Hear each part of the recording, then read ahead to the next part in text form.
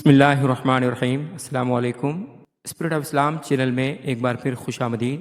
عزیز طلبہ، گزشتہ کلاس میں ہم نے سندھ بورڈ کی 11ویں جماعت کی اسلامیات کے لیکچرز کے سلسلے میں باب اول کے سبق جمع و تدوین قرآن کے حوالے سے سبق کی بلند خوانی کی تھی اور اس کو ایکسپلین کیا تھا۔ آج کی اس کلاس میں ہم اس سبق کے مشقی سوالات میں سے تفصیلی سوالات کے جوابات، مختصر سوالات کے جوابات اور کثیر الانتخابی سوالات کو سمجھیں گے۔ اس سبق کا تفصیلی لیکچر ہم نے پہلے ہی اپلوڈ کر دیا تھا۔ اگر آپ نے وہ لیکچر اب تک نہیں سنا تو اس کا لنک آپ کو ڈسکرپشن میں مل جائے گا۔ آپ اس لیکچر کو دیکھ لیں گے تو سوالات کے جوابات کو سمجھنے میں آپ کو آسانی ہوگی۔ تو چلیے چلتے ہیں سبق کی طرف۔ کتاب میں موجود مشقی سوالات میں سے پہلا سوال جس طرح سے اسکرین پر آپ کو نظر آ رہا ہے، درج ذیل سوالات کے تفصیلی جوابات لکھیے۔ اس میں پہلا سوال ہے، قرآن مجید کی حفاظت کے متعلق آپ کیا جانتے ہیں؟ لکھیے۔ اس کا جواب ہے، اللہ تعالیٰ نے انبیاء پر بہت سی کتابیں نازل کیں، لیکن اہل کتاب نے ان آسمانی کتابوں کی اصلی شکل تبدیل کرتے ہوئے ان میں طرح طرح کی تحریفیں یعنی تبدیلیاں کر ڈالیں۔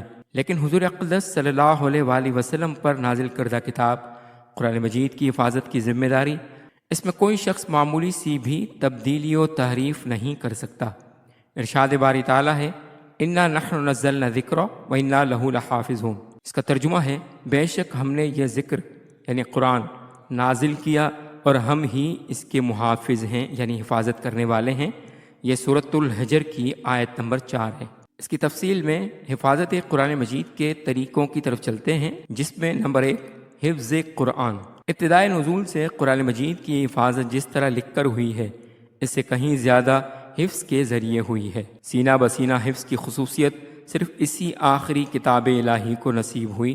تورات، انجیل، زبور اور دوسری آسمانی کتابوں اور صحیفوں کی حفاظت صرف سفینہ میں ہوئی یعنی کتابی شکل میں ہوئی، اس لیے وہ تغیر و تبدل یعنی تبدیلی کا شکار اور دوسرے حوادث کا شکار ہو گئیں یعنی دوسرے حادثات کا شکار ہو گئیں۔ قرآن مجید کے سلسلے میں اللہ تعالیٰ نے رسول اللہ صلی اللہ علیہ وآلہ وسلم کو خطاب فرماتے ہوئے ارشاد فرمایا، میں آپ پر ایسی کتاب نازل کرنے والا ہوں جس کو پانی نہیں دھو سکے گا۔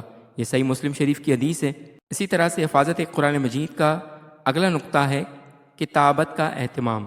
زبانی یاد کرنے اور کرانے کے ساتھ ہی سرکار دو عالم صلی اللہ علیہ وآلہ وسلم آیات کی حفاظت کے لیے نزول کے ساتھ ہی بلا تاخیر آیات قلم بند کر دیتے تھے، جس طرح سے حدیث پاک میں آتا ہے جس کا ترجمہ ہے، چنانچہ رسول اللہ صلی اللہ علیہ وآلہ وسلم پر جب بھی کوئی آیت نازل ہوتی تو بلا تاخیر جو لکھنا جانتے تھے یعنی جو صحابہ کرام لکھنا جانتے تھے ان میں سے کسی کو بلاتے اور ارشاد فرماتے کہ اس آیت کو اس صورت میں لکھو جس میں فلاں فلاں آیتیں ہیں۔ اسی طرح سے حدیث کی ایک اور کتاب مسند احمد کی ایک روایت میں یہ بھی ہے کہ آپ صلی اللہ علیہ وآلہ وسلم نے ارشاد فرمایا، اس کا ترجمہ ہے یعنی حضرت جبریل علیہ السلام نے آ کر مجھے فلاں آیت کو فلاں جگہ رکھنے کا حکم دیا۔ یہ حدیث کی کتاب کنز الامال کی جلد نمبر 2 حدیث نمبر 40 ہے۔ غرض یہ کہ سرکار دو عالم صلی اللہ علیہ وآلہ وسلم آیات لکھانے کا بھی خوب اہتمام فرماتے تھے اور لکھانے کے بعد سن بھی لیتے تھے۔ اگر کوئی فروگزاشت ہوتی یعنی کسی قسم کی اصلاح کرنی ہوتی تو اس کی اصلاح فرما دیتے تھے۔ عزیز طلبہ، قرآن مجید کی حفاظت کے طریقوں میں جس طرح کا سامان استعمال کیا جاتا تھا اب اس کی تفصیل آ رہی ہے۔ نزول قرآن مجید کے زمانے میں ایجادات و معلومات کی کمی ضرور تھی، جس طرح آج کاغذ، قلم اور دوات کی بے شمار قسمیں دریافت ہیں، اس زمانے میں اتنی ہرگز نہ تھیں۔ لیکن ایسا بھی نہیں کہ اس وقت کاغذ اور کتابیں دریافت نہ تھیں۔ قرآن مجید کی کتابت کے لیے بھی اس وقت کی ایسی پائیدار چیزیں استعمال کی گئیں جن میں حوادث و آفات کے مقابلے میں صلاحیتاً نسبتاً زیادہ تھی تاکہ مدت دراز تک محفوظ رکھا جا سکے۔ حافظ ابن حجر رحمۃ اللہ علیہ کی تحقیق کے مطابق کتابت قرآن میں درج ذیل چیزیں استعمال کی گئیں۔ نمبر 1، زیادہ تر پتھروں کی چوڑی اور پتلی سلوں کو استعمال کیا گیا۔ نمبر 2، اونٹوں کے مونڈھوں کی چوڑی گول ہڈیوں پر بھی لکھا گیا۔ نمبر 3، چمڑوں کے کافی باریک پرچوں پر بھی قرآن مجید لکھا جاتا تھا۔ نمبر 4، درخت کے چوڑے اور صاف پتے بھی کتابت کے لیے استعمال ہوتے تھے۔ نمبر 5، کھجور کی شاخوں کی چوڑی جڑوں اور درختوں کے پتوں کو بھی استعمال کیا گیا۔ نمبر 6، محدثین نے کاغذ پر بھی کتابت قرآن کا ذکر کیا ہے۔ اس کے بعد سورتوں اور آیتوں کی ترتیب کس طرح سے رکھی گئی، اس کی طرف چلتے ہیں۔ پوری امت کا اس بات پر اجماع ہے، یعنی اتفاق ہے، کہ قرآن مجید میں سورتوں اور آیتوں کی ترتیب توفیقی ہے، یعنی رسول اللہ صلی اللہ علیہ وآلہ وسلم نے حضرت جبرائیل علیہ السلام اور آپ صلی اللہ علیہ وآلہ وسلم نے اللہ تعالیٰ کے حکم سے قرآن مجید کو مرتب کیا اور لکھوایا۔ آج بھی اس ترتیب سے قرآن مجید لکھا اور پڑھا جا رہا ہے اور قیامت تک اسی طرح رہے گا۔ تفصیلی سوالات کے جوابات میں سے سوال نمبر 2 ہے، عہد نبوی میں قرآن مجید کی تدوین کیسے ہوئی، یعنی آپ صلی اللہ علیہ وآلہ وسلم کے زمانے میں قرآن مجید کو کس طرح سے کتابی شکل دی گئی۔ اس کے جواب میں سب سے پہلے چلتے ہیں تعارف کی طرف۔ قرآن مجید اللہ تعالیٰ کی آخری کتاب ہے جو آخری نبی حضرت محمد صلی اللہ علیہ وآلہ وسلم پر نازل ہوئی ہے۔ قیامت تک کوئی اور کتاب نازل نہ ہوگی۔ ابتدائے نزول سے آج تک بلا کسی تغیر و تبدل کے باقی ہے۔ ارشاد خداوندی ہے، لا یأتیہ الباطل من بین یدیہ ولا من خلفہ۔ سورہ حامیم سجدہ کی آیت ہے جس کا ترجمہ ہے، قرآن مجید میں باطل نہ تو سامنے سے آ سکتا ہے اور نہ ہی اس کے پیچھے سے۔ اللہ تعالیٰ نے اس کی حفاظت کی ذمہ داری لی ہے۔ ایک جگہ بڑے زوردار انداز میں ارشاد فرمایا، انا نحن نزلنا الذکر وانا لہ لحافظون۔ اس کا ترجمہ ہے، اور ہم نے اس ذکر یعنی قرآن کو نازل کیا اور ہم ہی اس کی حفاظت کرنے والے ہیں۔ اس کے بعد اگلا پوائنٹ ہے نزول قرآن کا دورانیہ۔ پورا قرآن مجید 22 سال 5 ماہ اور 14 دن میں نازل ہوا۔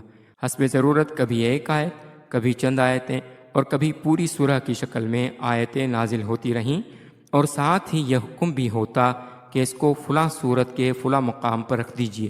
چنانچہ کاتبین وحی یعنی وحی کے لکھنے والے صحابہ کرام کو بلا کر آپ صلی اللہ علیہ وآلہ وسلم فرماتے، اس کو فلاں مقام پر لکھو۔ چلتے ہیں نبی کریم صلی اللہ علیہ وآلہ وسلم کے زمانے میں قرآن مجید کے نسخوں کی طرف۔ عہد نبوی میں قرآن مجید کے نسخے، یعنی آپ صلی اللہ علیہ وآلہ وسلم کے زمانے میں قرآن مجید کے نسخے۔ رسول اللہ صلی اللہ علیہ وآلہ وسلم نزول وحی کے ساتھ ہی آیات لکھوا لیا کرتے تھے، اور لکھوانے کے ساتھ سن بھی لیتے تھے، پھر اسے اپنے پاس محفوظ فرما لیتے تھے۔ اس وجہ سے آپ صلی اللہ علیہ وآلہ وسلم کے پاس پورا قرآن مجید لکھی ہوئی شکل میں بھی موجود تھا، لیکن ایک جلد میں مجلد نہ تھا، مختلف چیزوں پر لکھا ہوا تھا۔ عزیز طلبہ، اس کے بعد چلتے ہیں کتاب میں موجود اس سبق کے مختصر سوالات کے جوابات کی طرف۔ درج ذیل سوالات کے مختصر جوابات دیجیے۔ اس میں پہلا سوال ہے، عہد صدیقی میں قرآن مجید کو جمع کرنے کی ضرورت کیوں پیش آئی؟ اس کا جواب ہے، عہد صدیقی میں یعنی حضرت ابو بکر صدیق رضی اللہ تعالیٰ عنہ کے دور خلافت میں قرآن مجید کو جمع کرنے کی ضرورت۔ عہد صدیقی میں قرآن مجید کو جمع کرنے کی اشد ضرورت اس وقت محسوس ہوئی جب جنگ یمامہ میں بہت سے حفاظ قرآن شہید ہو گئے۔ اس واقعہ نے صحابہ کرام کو اس بات پر مجبور کیا کہ وہ قرآن مجید کی حفاظت کے لیے فوری اقدامات کریں۔ یہ چند اہم وجوہات ہیں جن کی بنا پر قرآن مجید کو جمع کرنے کی ضرورت پیش آئی۔ نمبر 1، حفاظ قرآن کی شہادت۔ جنگ یمامہ میں بڑی تعداد میں حفاظ قرآن شہید ہو گئے۔ اس سے خوف تھا کہ اگر اسی طرح جنگیں ہوتی رہیں تو قرآن مجید کا ایک بڑا حصہ ضائع ہو سکتا ہے۔ نمبر 2، قرآن مجید کی حفاظت۔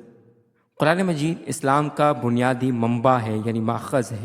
اس کی حفاظت کرنا ہر مسلمان کی ذمہ داری ہے۔ نمبر 3، ایک جامع اور درست نسخے کی ضرورت۔ قرآن مجید کی مختلف آیات اور سورتیں مختلف صحابہ کے پاس محفوظ تھیں، اس لیے ایک جامع اور درست نسخے کی ضرورت محسوس ہو رہی تھی۔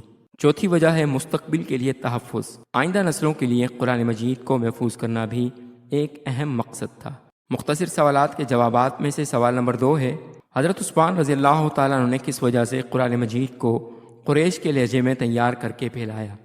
اس کا جواب ہے، حضرت عثمان رضی اللہ تعالیٰ عنہ کا قرآن مجید کو قریشی لہجے میں تیار کر کے پھیلانے کی وجہ، نمبر 1، قرآن مجید کا تحفظ، یعنی قرآن مجید کی حفاظت اصل مقصود تھا۔ جنگ یمامہ میں بہت سے حفاظ قرآن شہید ہو گئے تھے۔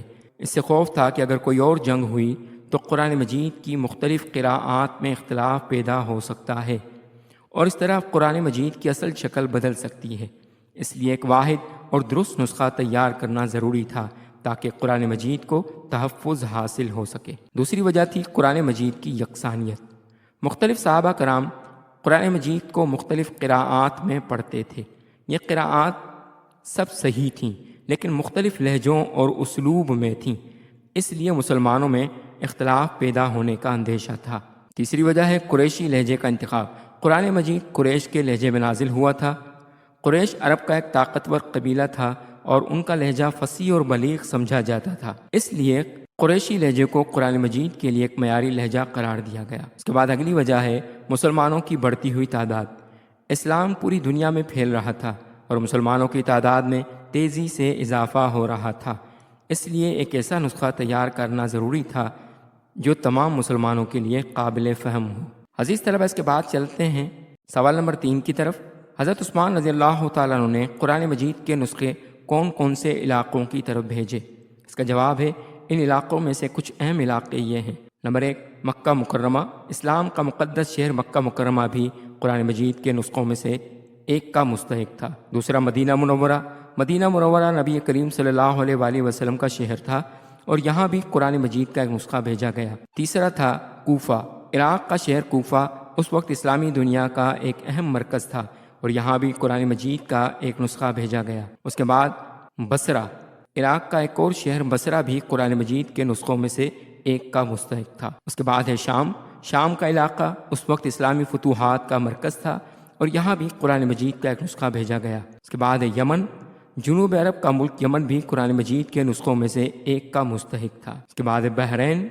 بحرین کا جزیرہ بھی اس وقت اسلامی دنیا کا ایک اہم مرکز تھا اور یہاں بھی قرآن مجید کا ایک نسخہ بھیجا گیا۔ عزیز طلبہ، اس کے بعد چلتے ہیں کتاب میں موجود کثیر الانتخابی سوالات کی طرف۔ اس میں پہلا سوال ہے قرآن مجید نازل ہوا آپشن الف وحی کی صورت میں، آپشن بے کتاب کی صورت میں، آپشن جیم تختی کی صورت میں، آپشن دال آواز کی صورت میں۔ اس کا درست جواب ہے آپشن الف وحی کی صورت میں۔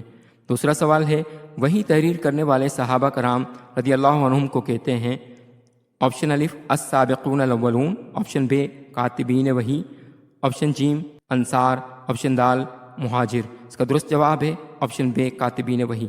تیسرا سوال ہے حضرت عثمان رضی اللہ تعالیٰ عنہ کے دور میں قرآن مجید کا پہلا نسخہ موجود تھا؟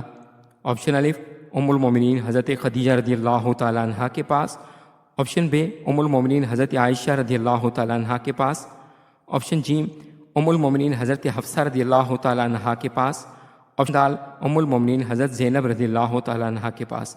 اس کا جواب ہے آپشن جیم ام المومنین حضرت حفصہ رضی اللہ تعالیٰ عنہ کے پاس۔ چوتھا سوال ہے حضرت ابوبکر صدیق رضی اللہ تعالیٰ عنہ کے دور میں قرآن مجید کو جمع کرنے کی ذمہ داری دی گئی؟ آپشن الف حضرت علی رضی اللہ تعالیٰ عنہ کو، آپشن بے حضرت حذیفہ بن یمان رضی اللہ تعالیٰ عنہ کو، آپشن جیم حضرت زید بن ثابت رضی اللہ تعالیٰ عنہ کو، آپشن دال حضرت زید بن حارثہ رضی اللہ تعالیٰ عنہ کو۔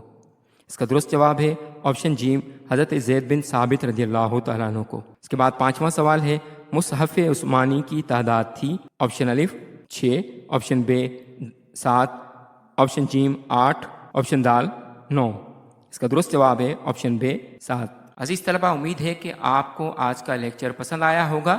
اگر آپ کو لیکچر پسند آیا تو چینل کو سبسکرائب کر لیجئے اور بیل آئیکن کو بھی دبا لیجئے تاکہ آپ کو آئندہ بھی اس طرح کے مزید لیکچرز ملتے رہیں۔ ملتے ہیں اگلے لیکچر میں، تب تک والسلام علیکم ورحمۃ اللہ وبرکاتہ۔